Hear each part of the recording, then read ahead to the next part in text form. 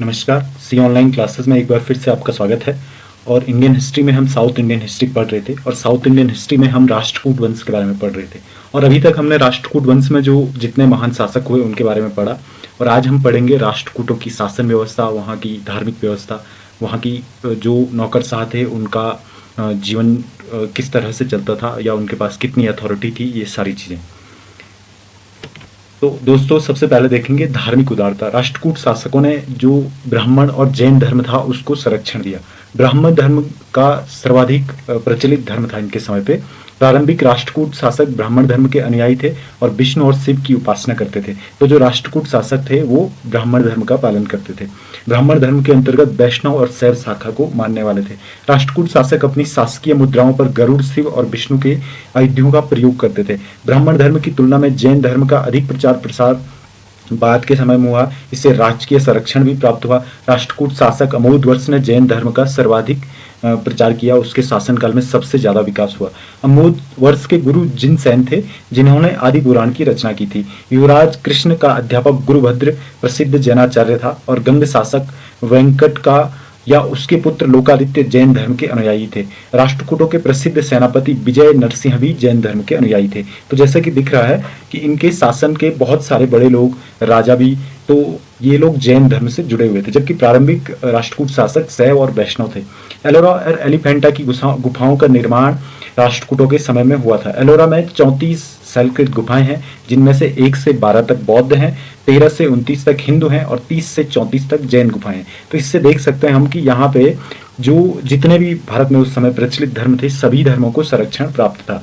राष्ट्रकूटों ने अपने राज्यों में मुसलमान व्यापारियों को बसने तथा इस्लाम के प्रचार की भी स्वीकृति दी थी। तो इससे ये पता चलता है कि ये लोग सभी धर्मों के प्रति अपना सम्मान की भावना रखते थे।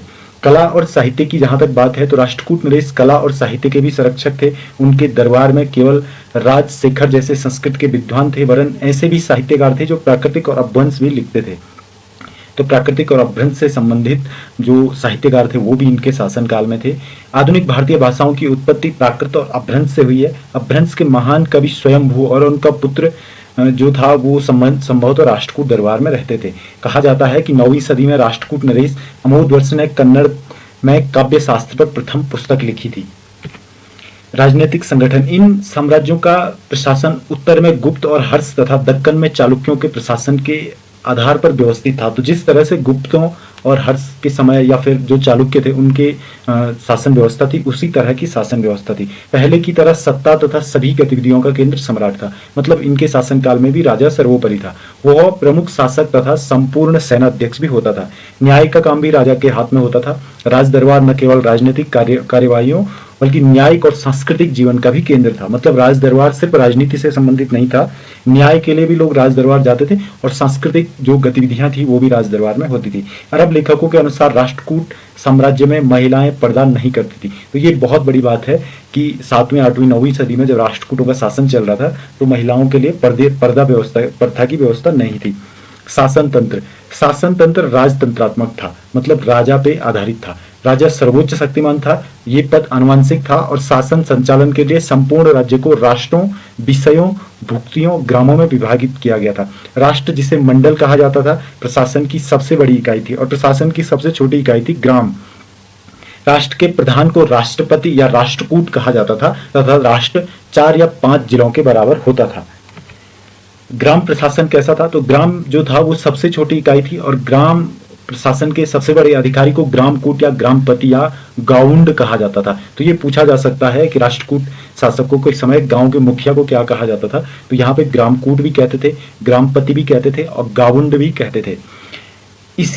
इसकी एक ग्राम सभा भी थी जिसमें गांव के प्रत्येक परिवार का एक सदस्य होता था। जिस तरह से कि आज भी एक तरह की व्यवस्थाएं इस तरह होती हैं।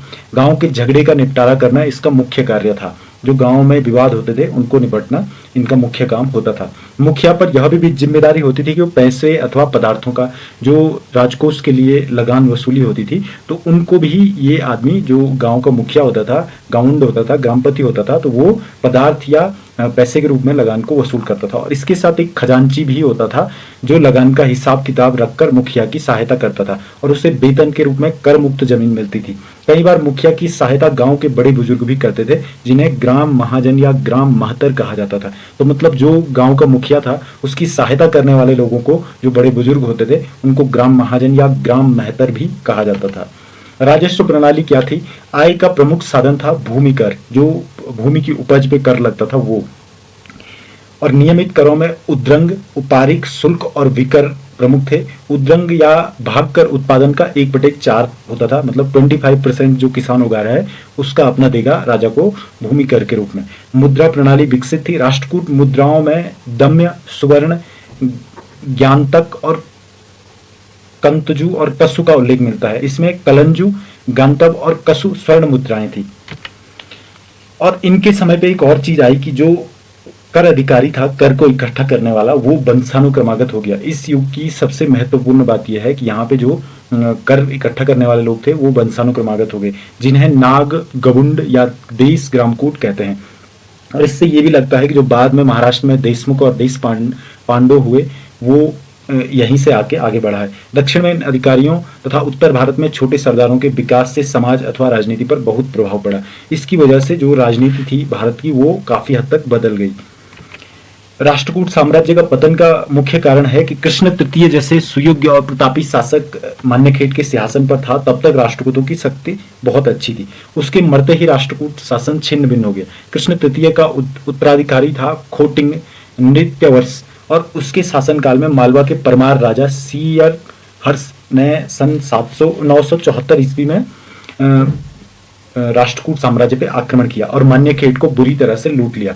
खोटिंग नृत्यवर्ष का उत्तराधिकारी था कर्क, और कर्क को चालुक्य राजा, जो चालुक्यों का एक सरदार था उस समय पे, तैलप द्वितीय ने इसको हरा दिया और इसकी कमजोरी का लाभ उठाकर इसने यहाँ कब्जा कर दिया और इस तरह से इसने चालुक्यों की स्थापना की।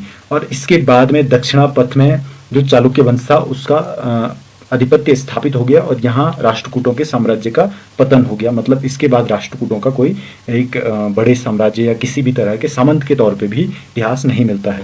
तो दोस्तों, हमने राष्ट्रकूट शासन जो था, राष्ट्रकूटों के समय की व्यवस्था थी, ये सारी चीज़ों के बारे में अध्ययन किया है।